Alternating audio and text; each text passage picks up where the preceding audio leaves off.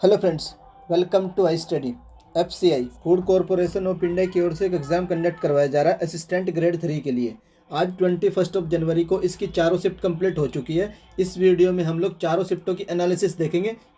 4 shift नहीं होंगी, 3 shift होंगी। जो आप लोगों की 4th शिफ्ट है वो मैं आप लोगों के लिए कल ऐड कर दूंगा इसमें। आज हम लोग 3 शिफ्ट देखने वाले हैं। 3 शिफ्टों में 75 क्वेश्चन पूछे गए हैं जीके के।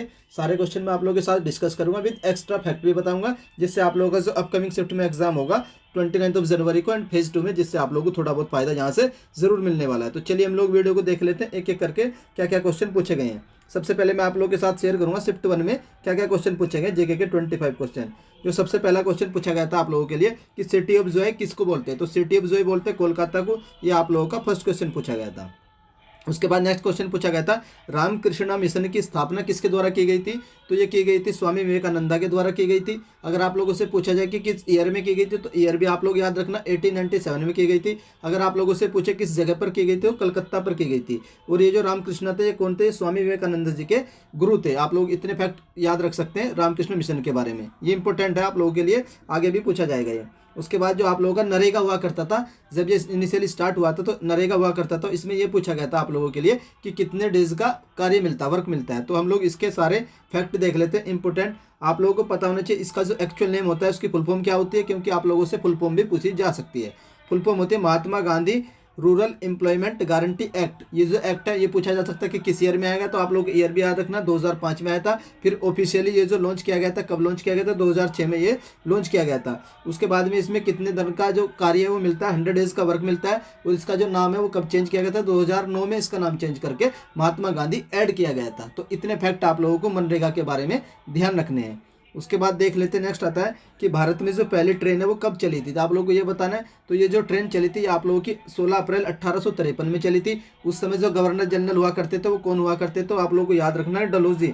तो डलहौजी में father of Dalhousie, father of railway किसको बोला जाता है, डलहौजी को बोला जाता है फादर ऑफ रेलवे। ये भी आप लोगों को याद रखना है।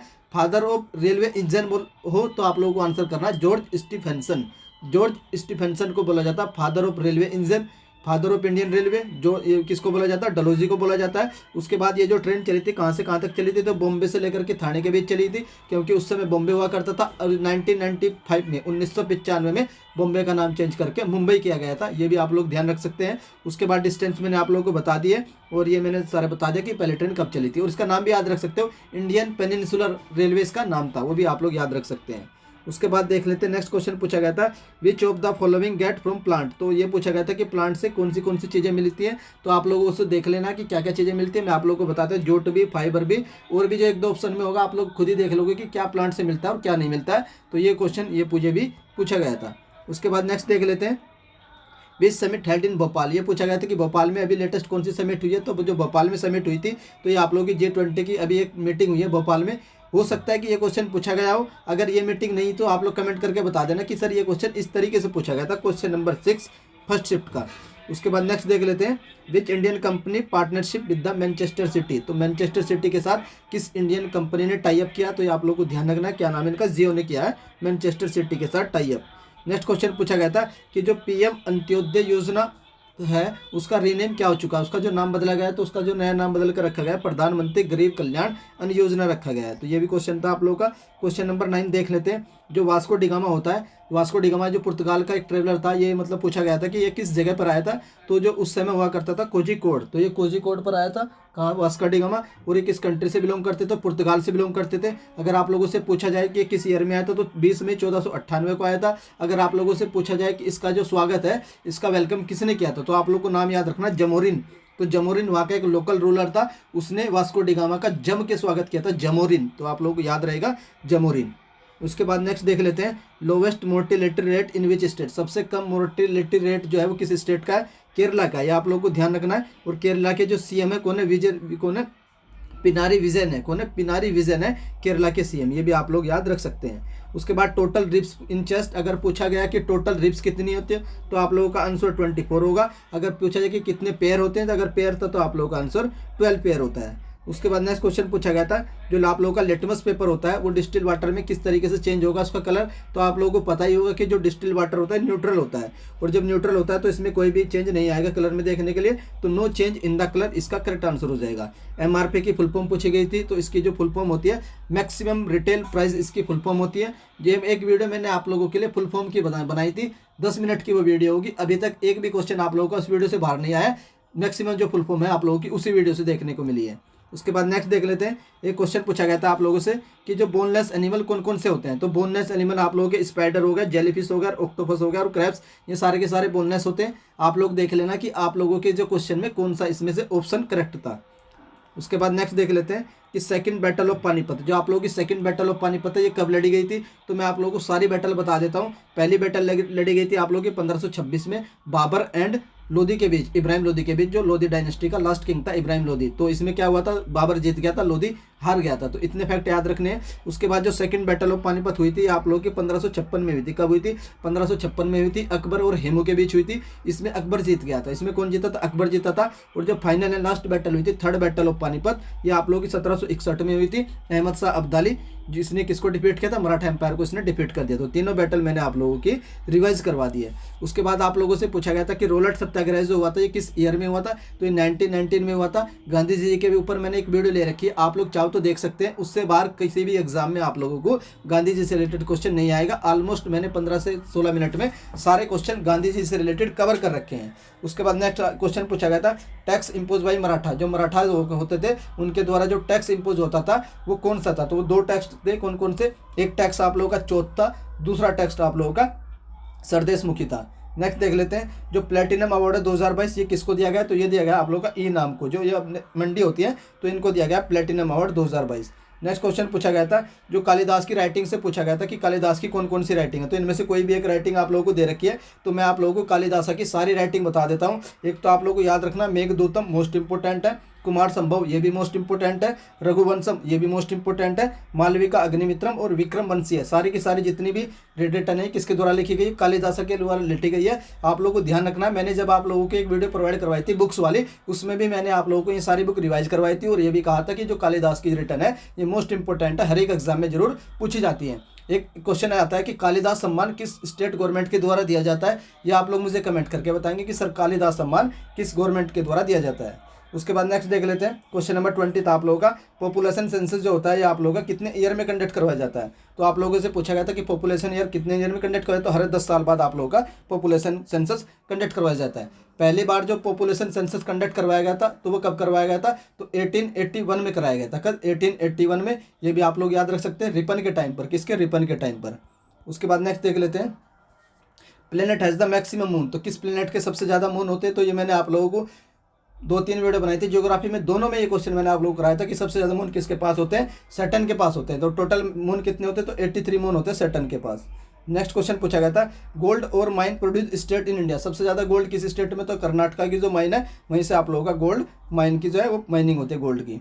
क्वेश्चन नंबर 23 देख लेते हैं, दीनदयाल पोर्ट जो है इसका नया नाम क्या हो चुका है। मतलब दीनदयाल पोर्ट जो नाम रखा गया था तो किसका नया नाम रखा गया है। तो जो पहले हुआ करता था कांडला बंदरगाह गुजरात का, उसका ही नया नाम चेंज करके क्या रखा गया था, दीनदयाल पोर्ट। तो ये 23 क्वेश्चन था। उसके बाद 24 देख लेते हैं, आप लोगों को 4 ऑप्शन दे रखे थे और उन्होंने सारी की सारी यूनिट दे रखी थी। आप लोगों को ये बताना था कि इनमें से कौन सी यूनिट टाइम की नहीं होती है। जैसे डेकेड दे रखा होगा, सेंचुरी दे रखा होगा तो वो आप लोग जान लेना, लेकिन अगर उसमें मिलेनियम होगा तो ये यूनिट टाइम की नहीं होती है। तो ये 24 क्वेश्चन थे फर्स्ट शिफ्ट के जो मुझे मिल चुके हैं। सिर्फ एक क्वेश्चन मुझे नहीं मिला है, ये जो एक क्वेश्चन है फर्स्ट शिफ्ट का, ये आप लोग मुझे कमेंट करके बताएंगे कि सर ये क्वेश्चन पूछा गया था। और इन 24 में से किसी भी क्वेश्चन में आप लोगों को लगता है कि एरर है, वो भी आप लोग कमेंट बॉक्स में करेक्ट कर देना, जिससे मैं जब आप लोगों को PDF प्रोवाइड करवाऊंगा एग्जैक्ट क्वेश्चन आप लोगों के पास आ जाएंगे फर्स्ट शिफ्ट के, जो 21 जनवरी की फर्स्ट शिफ्ट थी।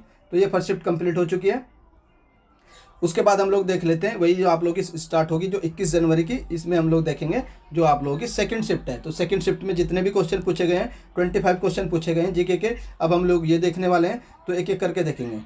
चलिए देख लेते हैं। सबसे पहला क्वेश्चन आप लोगों का जो पूछा गया था कि जो लखनऊ पैक्ट हुआ था ये किस ईयर में हुआ था। तो मैं आप लोगों को बता देता हूँ, मुस्लिम लीग एंड कांग्रेस के बीच एक साइन हुआ था, दोनों आपस में कंबाइंड होकर मिल गए थे।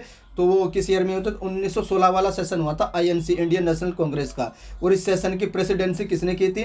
तो मजूमदार। आप लोगों को याद रखना कि आरसी मजूमदार ने इस सेशन की प्रेसिडेंसी की थी। अब मैं आप लोगों को आईएनसी के बारे में कुछ फैक्ट बता देता हूं जो आप लोगों के एग्जाम में फेज 2 का जो एग्जाम होगा जरूर पूछे जाएंगे। आप लोगों को पता होना चाहिए कि आईएनसी की जो फाउंडेशन है ये किस ईयर में हुई थी? तो 1885 में फाउंडेशन हुआ था और बम्बई में इसका फाउंडेशन हुआ था। और 78 पार्टिसिपेंट, जो पहला सेशन हुआ था बम्बई में, उसमें जो 78 पार्टिसिपेंट ने भाग लिया था। तो ये भी याद रखना है, 1885 भी याद रखना है। डब्ल्यू.सी. बनर्जी भी याद रखना है कि जो डब्ल्यू.सी. बनर्जी थे वो इसके फाउंडर थे। कौन? डब्ल्यू.सी. बनर्जी। ये 3-4 फैक्ट है। उसके बाद हम लोग कुछ सेशन देख लेते हैं। एक सेशन आता है आप लोग का 1896 का। जो 1896 का सेशन है ये कलकत्ता में हुआ था। इसमें पहली बार जो आप लोगों का वंदे मातरम सॉन्ग था, हमारा एक नेशनल सॉन्ग है, तो ये गाया गया था किस ईयर में? 1896 में। और कहाँ पर गाया गया था? कलकत्ता में गाया गया था। उसके बाद एक सेशन आप लोग को याद रखना 1901 का। 1901 का सेशन है। इस सेशन की जो प्रेसिडेंसी है किसने की थी? तो ये की थी दिनेश वाचा ने। और इस सेशन को इसलिए याद रखना क्योंकि इस सेशन में गांधी जी ने फर्स्ट टाइम पार्टिसिपेट किया था 1901 के सेशन में। उसके बाद देख लेते हैं नेक्स्ट सेक्शन। आप लोगों को याद रखना 1907 वाला। इसमें क्या हुआ था? इसमें सूरत का स्प्लिट हुआ था, तो इसको सूरत स्प्लिट बोलते हैं। आप लोगों से पूछा जा सकता है कि इस सेशन की प्रेसिडेंसी किसने की थी? तो रास बिहारी बोस के द्वारा इस सेशन की प्रेसिडेंसी की गई थी। 1907 में हुआ था और सूरत में हुआ था। उसके बाद नेक्स्ट सेशन आप लोगों को याद रखना 1911 वाला। ये जो 1911 वाला सेशन है ये कलकत्ता में हुआ था। और यहाँ पर क्या हुआ था? जो हमारा नेशनल एंथम है जन गण मन, वो पहली बार गाया गया था। और इस सेशन की जो प्रेसिडेंसी है वो किसने की थी? बिशन नारायण धर। किसने? बिशन नारायण धर ने 1911 के सेशन कोलकाता वाले की प्रेसिडेंसी की थी। पहली बार यहाँ पर नेशनल एंथम गाया गया था। 1911 याद रख सकते हो। 1912 याद रखना है तो रख सकते हो, ये बांकीपुर बिहार में हुआ था। उसके बाद नेक्स्ट आप लोगों को 1916 वाला मैंने आप लोगों को बता दिया है, 1916 वाला। उसके बाद आप लोग याद रखना 1917 वाला। ये जो 1917 वाला है ये ऐसा सेशन था जिसमें आईएनसी, इंडियन नेशनल कांग्रेस की पहली बार प्रेसिडेंसी कोई फीमेल कर रही थी और उनका नाम क्या था? Annie Besant. ये 1917 वाला आप लोग याद रख लेना। उसके बाद आप लोग 1924 वाला याद रख लेना। ये बेलगांव में हुआ था। बेलगांव कर्नाटक में पड़ता है। इसकी प्रेसिडेंसी महात्मा गांधी जी ने की थी। और इसके जो नेक्स्ट ईयर वाला था 1925 वाला, ये कहाँ पर हुआ था? ये कानपुर में हुआ था, यूपी के कानपुर में। और इसकी प्रेसिडेंसी की थी सरोजनी नायडू ने। तो ये भी याद रख लेना। और एक और याद रख लेना 1933 वाला, इसकी प्रेसिडेंसी एक और फीमेल ने की थी। टोटल कितनी प्रेसिडेंट आईएनसी की बन चुकी है जो फीमेल थी? वो 3 है। आप लोग याद रखना 3 है। तो मैंने टोटल आप लोगों के आईएनसी इंपोर्ट रिवाइज करवा दिए। उसके बाद पूछा गया था जो आईएमपीएस होता है इसकी जो डेली लिमिट है वो कितनी होती है? तो इसकी जो डेली लिमिट होती है 5 लाख की होती है। नेक्स्ट आप लोगों से पूछा गया था कि जो हर्ट्स होती है ये किसकी यूनिट होती है? ये फ्रीक्वेंसी की यूनिट होती है, हर्ट्स। उसके बाद पूछा गया था tributary of the Sindhu river, जो आप लोग की इंडस रिवर है जिसको सिंधु बोलते हैं, इसकी ट्रिब्यूटरी पूछा था। तो मैं आप लोगों को जो वीडियो प्रोवाइड करवाई थी मैंने आप लोगों की जियोग्राफी की रिवर वाली, उसमें भी सारी ट्रिब्यूटरी कराई थी और बोला भी था कि ये इंपॉर्टेंट है। कौन कौन सी है? जास्कर है, चेनाब है, सतलज है, ब्यास है, झेलम है, किशनगंगा है, रवि। ये सारी ट्रिब्यूटरी किसकी है? सिंधु रिवर की, मीन्स इंडस रिवर की है। इसमें से आप लोगों को जो चेनाब रिवर है ये भी याद रखना कि ये इंडस रिवर की सबसे बड़ी ट्रिब्यूटरी है। कौन सी रिवर? चेनाब रिवर। उसके बाद एक प्रोजेक्ट आता है आप लोग का बगलिहार। कौन सा? बगलिहार प्रोजेक्ट है। ये किस रिवर पर? ये भी आप लोग को याद रखना है, चिनाब रिवर पर है। एक फैक्टर याद रखना है कि दुनिया का सबसे ऊंचा जो ब्रिज बन रहा है, रेलवे ब्रिज, केबल ब्रिज, वो किस रिवर पर बन रहा है? वो भी आप लोग का जम्मू कश्मीर में चेनाब रिवर पर ही बन रहा है। तो इतने फैक्ट आप लोगों को याद रखने। एक फैक्ट और ट्रिक मैंने आप लोगों को बताई रखी है, एसबीआई मानसरोवर। एसबीआई मानसरोवर, ये 3 रिवर ऐसी हैं जो मानसरोवर, तिब्बत में एक लेक पड़ती है मानसरोवर लेक, वहाँ से निकलती है। सतलज, ब्रह्मपुत्र, इंडस, ये आप लोग याद रख सकते हैं। इनकी जो ट्रिक है ये इनका जो ओरिजिनेट है वो इंडिया से नहीं होता है। नेक्स्ट क्वेश्चन पूछा गया था आप लोगों से कि जो अर्थ का रिवोल्यूशन होता है, जो अर्थ का रिवोल्यूशन होता है सन के अराउंड, वो किस शेप में होता है? जो उसकी जो शेप होती है वो इलेप्टिकल होती है। कैसी होती है? इलेप्टिकल। अगर पूछे अर्थ की शेप कैसी होती है तो जियोड होती है। उसके बाद नेक्स्ट देख लेते हैं फुल फॉर्म ऑफ बीपीओ। तो बीपीओ की फुल फॉर्म पूछी गई थी, तो इसकी जो फुल फॉर्म होती है बिजनेस प्रोसेस आउटसोर्सिंग होती है। ये भी मैंने आप लोगों को फुल फॉर्म वाले वीडियो में करवा दिया था। उसके बाद नेक्स्ट पूछा गया था फर्स्ट बैटल ऑफ पानीपत। ये सेकंड बैटल आप लोगों की फर्स्ट मीटिंग में पूछी गई थी। सेकंड बैटल आप लोगों की फर्स्ट बैटल आप लोग की 1526 में हुई थी। बाबर एंड इब्राहिम लोदी के बीच हुई थी और बाबर इसमें विन हुआ था और जो इब्राहिम लोदी था उसकी डेथ हो चुकी थी। Which country change it's currency in euro. तो किस कंट्री ने अपनी करेंसी चेंज करके यूरो में कन्वर्ट कर लिया? तो ये कंट्री आप लोग की क्रोशिया है। क्रोशिया की कैपिटल पूछे तो जाग्रेब हो जाएगी।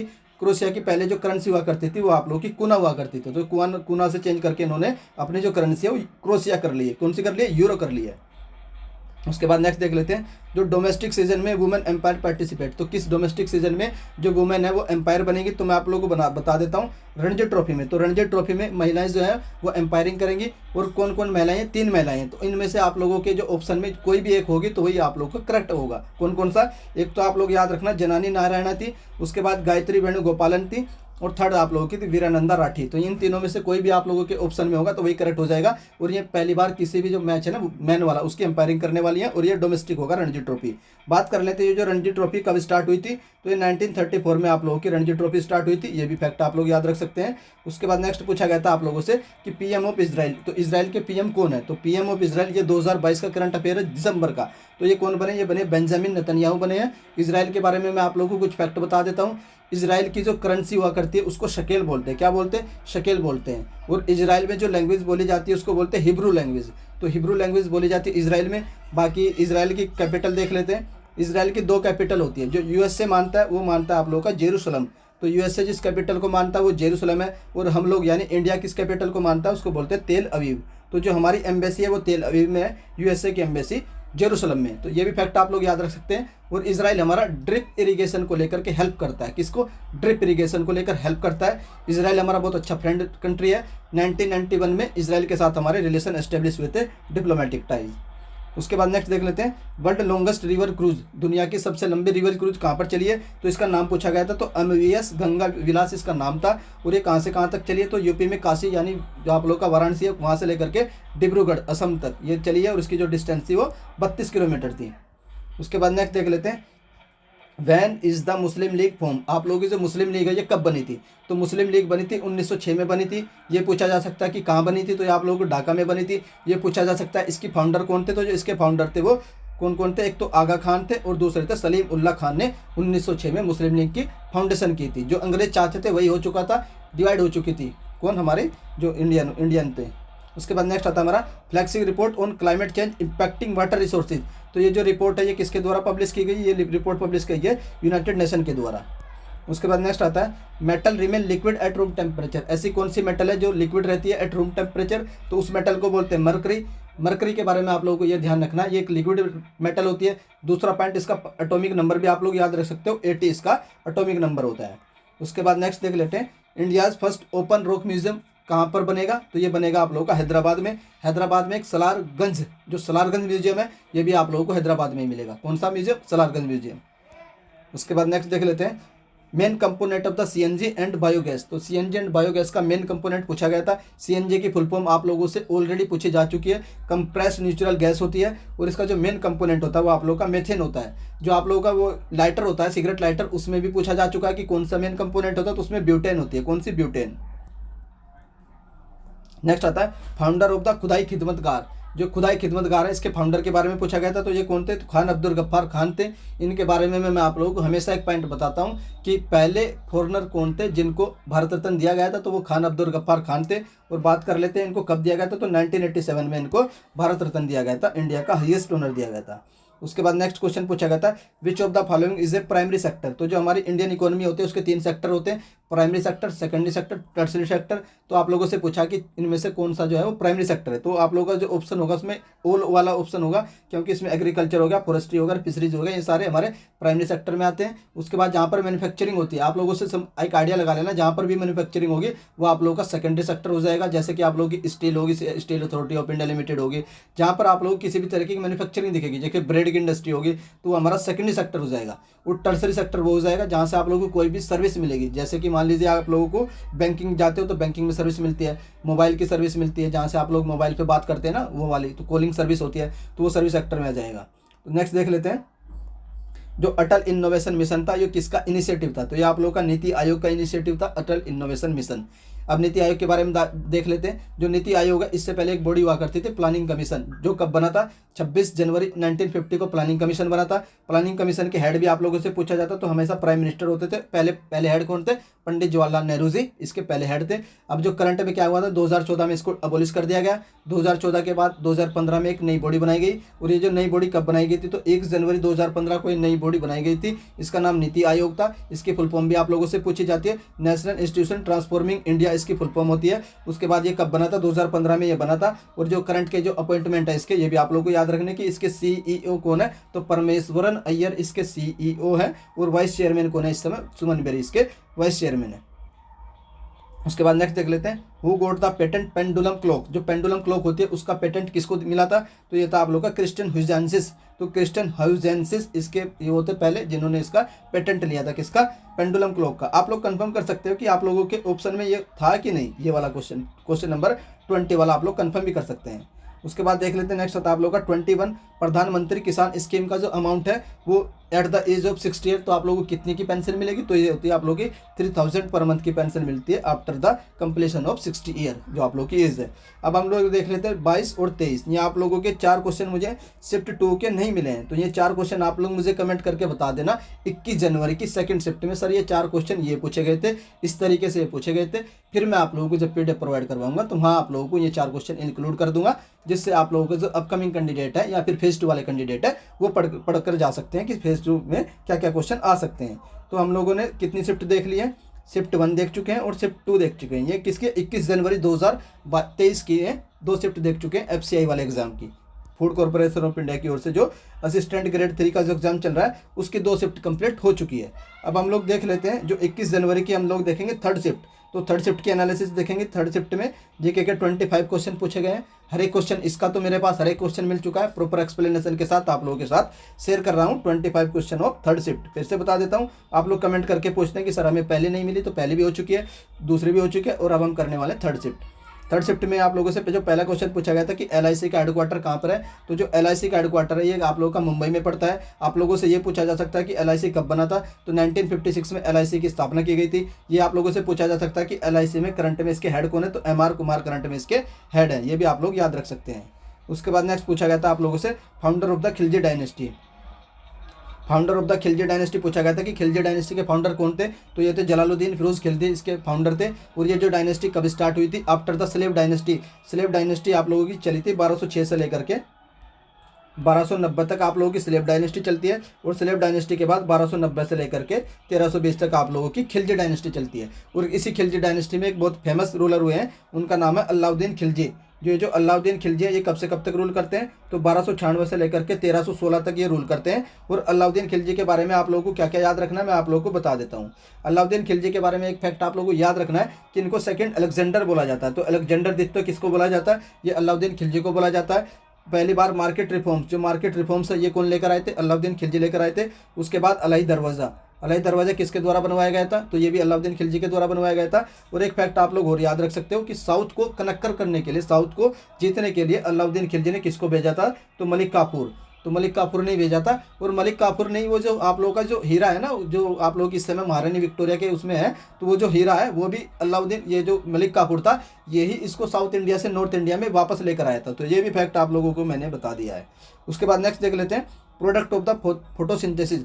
जो फोटोसिंथेसिस रिएक्शन होती है इसका जो फाइनल प्रोडक्ट क्या होता है, तो ऑक्सीजन एंड ग्लूकोज होते हैं। और जो इसमें किससे बनते हैं, आप लोगों की सनलाइट की रिक्वायरमेंट होती है, CO2 की रिक्वायरमेंट होती है और वाटर की रिक्वायरमेंट होती है, तभी ये रिएक्शन होती है जिससे आप लोगों के जो प्लांट है वो फूड बनाते हैं।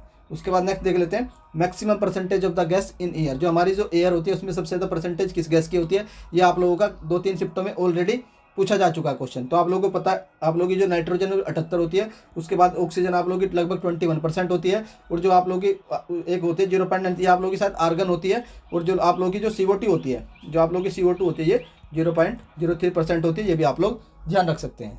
उसके बाद नेक्स्ट देख लेते हैं जो सारा डेजर्ट है ये आप लोगों का दुनिया का सबसे बड़ा डेजर्ट है। तो ये पूछा गया था कि किस कॉन्टिनेंट में, तो ये आप लोगों का अफ्रीका कॉन्टिनेंट में। 1-2 डेजर्ट और बता देता हूँ मैं आप लोगों को। एक तो आप लोग याद रखना गिब्सन डेजर्ट। जो गिब्सन डेजर्ट है ये आप लोग का ऑस्ट्रेलिया में, एक होता है Simpson Desert, Gibson and Simpson. ये जो गिब्सन है और ये सिम्पसन है ये आप लोगों के ऑस्ट्रेलिया में पाए जाते हैं। और एक आप लोग याद रखना गोबी डेजर्ट। जो आप लोगों का गोबी डेजर्ट है ये आप लोगों का मंगोलिया में पाया जाता है, गोबी डेजर्ट, ये भी आप लोग याद रख सकते हैं।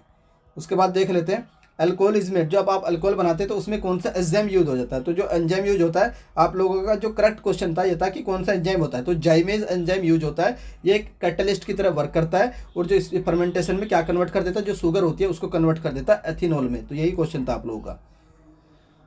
क्वेश्चन नंबर नेक्स्ट देख लेते हैं सिख गुरु, जो पहले सिख गुरु जी कौन थे, तो आप लोग को ध्यान रखना गुरु नानक देव जी इसके पहले सिख गुरु जी थे। इनका जन्म कब हुआ था, तो 1539 में करतारपुर में इनका जन्म हुआ था। ये भी आप लोग याद रख सकते हैं, 1539 में करतारपुर में श्री गुरु नानक देव जी का जन्म हुआ था। ये भी आप लोग ध्यान रख सकते हैं। अगर बात कर लेते हैं टोटल कितने गुरु हुए, तो 10 गुरु हुए।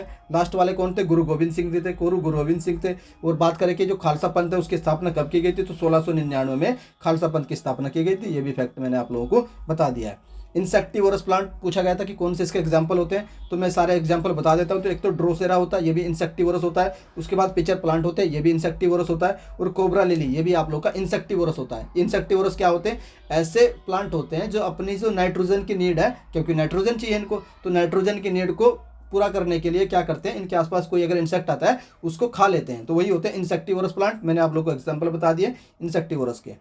उसके बाद नेक्स्ट देख लेते हैं leader of the battle of Plassey. जो बैटल ऑफ प्लासी है उसमें लीडर पूछा गया था कि अंग्रेजों की तरफ से कौन था, तो मैंने आप लोगों को इसकी ट्रिक बताई थी कि आप लोग याद रखने ना, KM जो आप लोग का क्लाइव था, ये आप लोग का बैटल ऑफ प्लासी में था। और जो आप लोग का मुंशी जो मुनरो था, मुनरो था, ये आप लोग का बैटल ऑफ बक्सर 1766 में था। तो आप लोगों को मैंने दोनों बता दिए। बैटल ऑफ प्लासी 1757 में लड़ी गई थी, क्लाइव ने सिराजुद्दौला को डिफीट कर दिया था। उसके बाद नेक्स्ट बैटल आती है आप लोगों की बैटल ऑफ बक्सर, जो आप लोगों की 1764 में लड़ी गई थी। इसमें क्या था, मीर कासिम को डिफीट कर दिया था किसने, मुनरो ने। कौन ने, मुनरो ने। और बाकी वो अवध के नवाब भी थे इसमें। उसके बाद नेक्स्ट आता है which gland is known as the master gland. तो किस ग्लैंड को मास्टर ग्लैंड बोला जाता है, तो पिट्यूटरी ग्लैंड जो होती है ये पी शेप की होती है, इसको क्या बोलते हैं, मास्टर ग्लैंड बोलते हैं। उसके बाद नेक्स्ट आप लोगों से पूछा गया था which one get food from sucking. तो कौन सा ऐसा वो है एनिमल होगा कि जो सकिंग के द्वारा अपना फूड को लेता है। तो आप लोगों का जो घर में जो हाउस फ्लाई होती है वो भी सकिंग के थ्रू फूड लेती है। उसके बाद जो आप लोगों की बी मधुमक्खी होती है ये भी सकिंग के थ्रू लेती है। और जो मस्किटो होता है ये भी सकिंग के थ्रू अपना फूड को ऑब्जर्व करते हैं। क्वेश्चन नंबर 12 देख लेते हैं, who is presented the maximum number of budget. तो इंडिया में सबसे ज़्यादा बार बजट किसने प्रेजेंट किया, तो ये हमारे प्रधानमंत्री जी रह चुके हैं, मोरारजी देसाई। ये जनता पार्टी की जो सरकार बनी थी 1977 में जनता पार्टी की सरकार बनी थी। उस समय ये प्राइम मिनिस्टर हुआ करते थे, कौन, मोरारजी देसाई। और इन्होंने सबसे ज़्यादा बार बजट पेश किया। इवन अपने बर्थडे पर भी इन लोगों ने बजट पेश किया। कितनी बार, 10 बार मैक्सिमम टाइम है। और एक फैक्ट आप लोग याद रख सकते हैं कि जो भारत रत्न होता है, भारत रत्न एक साथ इनको 2 कंट्री का मिला है। एक तो पाकिस्तान का जो हाईएस्ट ओनर है निशान पाकिस्तान, और जो भारत का होता है भारत रत्न, ये दोनों कंट्री के हाईएस्ट ओनर से सम्मानित हो चुके हैं। कौन, मोरारजी देसाई। ये मैंने आप लोगों के लिए एक फैक्ट बता दिया है। उसके बाद देख लेते हैं, एक तो आप लोग स्वराज मेरा जन्मसिद्ध अधिकार है। एक स्लोगन दिया गया था आप लोगों से कि स्वराज मेरा जन्मसिद्ध अधिकार है। तो ये स्लोगन किसके द्वारा दिया गया था, तो ये दिया गया था बाल गंगाधर तिलक जी के द्वारा। नेक्स्ट आता है जो JNPT पोर्ट है ये किस स्टेट में है, तो इसको बोलते हैं नावा शिवा बंदरगाह भी बोलते हैं। और ये महाराष्ट्र में पड़ता है, जवाहरलाल नेहरू पोर्ट। नेक्स्ट आता है हमारा डांसिंग गर्ल की जो स्टैचू मिली थी, तो ये किस सिविलाइजेशन से मिली थी। अगर ये पूछा जाए तो इंडस वैली से मिली थी। अगर आप लोगों से ये पूछा जाए कि किस जगह से मिली थी, तो आप लोगों की मोहनजोदड़ो से ये मिली थी। अगर पूछा जाए कि मोहनजोदड़ो किस रिवर पर है, तो ये आप लोगों का सिंधु यानी इंडस रिवर पर है। और आप लोगों से ये पूछा जाए कि मोहनजोदड़ो क्या इंडिया में पड़ता है, कि नहीं, ये पाकिस्तान में पड़ता है, लरकाना जिले में पाकिस्तान में पड़ता है मोहनजोदड़ो। नेक्स्ट देख लेते हैं which one is known the जायद क्रॉप। तो आप लोगों से बताया था कि जायद क्रॉप कौन सी होती है, तो मैं आप लोगों को पहले भी बता चुका एनालिसिस में। जब आप लोगों की रबी और खरीफ का जो क्रॉप्स होती है, तो उनके बीच में एक टाइम पीरियड आता है 2-3 महीने का। तो उस टाइम पीरियड में जो आप लोगों की क्रॉप्स उगाई जाती हैं उन्हीं को बोलते हैं जायद क्रॉप। तो जायद क्रॉप के एग्जाम्पल जो होते हैं वाटरमेलन होता है, पंपकिन होता है, ककम्बर होता है, और जो ककड़ी भी होगी वो भी आप लोगों की जायद क्रॉप में आ जाएगी। नेक्स्ट देख लेते हैं average income of a country, उसको क्या बोलते हैं, तो average income of a country को बोलते हैं per capita income. Most important है, आप लोगों से आगे भी पूछा जाएगा ये। उसके बाद नेक्स्ट क्वेश्चन पूछा गया था when the Namami Gange programme started. तो नमामि गंगे प्रोग्राम है ये कब स्टार्ट हुआ था, ये स्टार्ट हुआ था आप लोग का 2014 में। उसके बाद पूछा गया था अपर एज लिमिट ऑफ द प्रधानमंत्री जनधन योजना। जो प्रधानमंत्री जनधन योजना है इसकी अपर एज लिमिट बढ़ा करके पहले 60 हुआ करती थी, उसको 65 कर दिया है। तो यही पूछा गया था कि अब कितनी हो चुकी है, ये आप लोगों की 65 हो चुकी है। नेक्स्ट आप लोगों से पूछा गया था कि आशा में ए स्टैंड्स फॉर क्या होता है। तो आशा की फुल फॉर्म होती है एक्रेडिट सोशल हेल्थ एक्टिविस्ट होती है। तो ए की जो अगर पूछा है तो एक्टिविस्ट हो जाएगा इसका आंसर। उसके बाद नेक्स्ट पूछा गया था स्वराज मेरा जन्मसिद्ध अधिकार है। तो ये किसने बोला था, ये बोला था आप लोगों का बाल गंगाधर तिलक जी के द्वारा। उसके बाद देख लेते हैं DRDO ने फाउंडेशन डे मनाया। तो इसका जो DRDO है इसका फाउंडेशन डे ये कौन से नंबर का था, तो आप लोगों को बताना था, ये 65 नंबर का था। बात कर लेते हैं जो DRDO इसकी फुल फॉर्म क्या होती है, डिफेंस रिसर्च डेवलपमेंट ऑर्गेनाइजेशन इसकी फुल फॉर्म होती है। और ये बना कब था, तो 1958 में DRDO की स्थापना की गई थी। अगर पूछे आप लोगों से जो नासा है, जो नासा USA में, वो कब बना था, वो भी आप लोगों का 1958 में DRDO के टाइम ही वो भी बना था। उसके बाद एक फैक्ट और याद रख सकते हो कि DRDO के जो करंट में हेड है वो 10th नंबर के है और उनका नाम क्या, समीर कामत। ये भी फैक्ट आप लोग याद रख सकते हैं। उसके बाद नेक्स्ट देख लेते हैं, artificial heart made by which IIT. तो जो एक आर्टिफिशियल हार्ट बनाया गया है तो वो किस आईआईटी के द्वारा है, तो बनाया गया आईआईटी कानपुर के द्वारा। मैंने जब आप लोगों के लिए दिसंबर का करंट अफेयर करवाया था उसमें भी ये क्वेश्चन मैंने आप लोगों को करवाया था। उसके बाद नेक्स्ट देख लेते हैं, highest foreign tourist come from which country in India. जो इंडिया में 2021-22 में सबसे ज़्यादा जो फॉरेन टूरिस्ट आए वो किस कंट्री से हैं, तो ये आप लोग के आते हैं बांग्लादेश से। अगर आप लोगों से पूछा जाए कि किस स्टेट में सबसे ज़्यादा टूरिस्ट आते हैं तो आप लोग का हो जाएगा उत्तर प्रदेश, और उत्तर प्रदेश में ताजमहल को देखने आते हैं मैक्सिमम टूरिस्ट। नेक्स्ट आता है आप लोगों का, first time to produce fusion reaction that creates a net energy gain in which country. Most important है, ये दुनिया में पहली बार कोई इंसिडेंट हुआ जब आप लोगों की जो फ्यूजन रिएक्शन है उससे जो एनर्जी रिलीज होगी वो एनर्जी कैसी होगी, वो आप लोगों की नेट एनर्जी गेन होगी। मीन्स आप लोगों का जो कार्बन है वो एक्स्ट्रा एमिशन नहीं होगा, कार्बन रिड्यूसन भी इससे हो सकता है। तो ये दुनिया में पहली बार किस कंट्री में हुआ, तो ये हुआ आप लोगों का यूएसए में। तो ये थर्ड शिफ्ट के 25 क्वेश्चन थे, ये मैंने आप लोगों के साथ शेयर कर दिए। तो मैंने आप लोगों के लिए इस वीडियो में first shift, second shift and third shift इनके 75 क्वेश्चन शेयर कर दिए हैं। अगर आप लोगों को किसी भी शिफ्ट के किसी भी क्वेश्चन में लगता है कि सर इस क्वेश्चन में ये एरर है, तो आप लोग वो एरर प्लीज़ कमेंट करके करेक्ट कर देना कि सर इस क्वेश्चन का ये करेक्ट होगा। बाकी आप लोगों की जो फोर्थ शिफ्ट बचती है, फोर्थ शिफ्ट के क्वेश्चन मैंने कलेक्ट कर लिए हैं, तो फोर्थ शिफ्ट की एनालिसिस मैं आप लोगों के लिए कल प्रोवाइड करवा दूंगा, और इन चारों शिफ्टों को फिर कंबाइंड करके भी आप लोगों को एक वीडियो प्रोवाइड करवा दूंगा जिसमें हम लोग चारों शिफ्ट हो जाएंगे आप लोगों के पास 100 क्वेश्चन की। तो ये एनालिसिस थी। अब अगर आप लोग चाहते हैं 29 जनवरी की भी एनालिसिस की जाए वो भी बता सकते हैं, और 29 जनवरी को किस किस का एग्जाम है वो भी कैंडिडेट कमेंट करके बता सकता है। और कल आप लोगों को वीडियो मिल जाएगी किस किस को फेज 2 की प्रिपरेशन करनी चाहिए और किस किस को नहीं करनी चाहिए। कट ऑफ की वीडियो हो सकता है कि मैं आज आप लोगों को प्रोवाइड करवा दूँ। अगर आप लोगों को मेरा कंटेंट पसंद आता है तो प्लीज़ आप वीडियो को लाइक कर सकते हैं, और अगर चैनल पर फर्स्ट टाइम विजिट करें तो चैनल को सब्सक्राइब भी कर लीजिए। वीडियो देखने के लिए धन्यवाद, थैंक यू।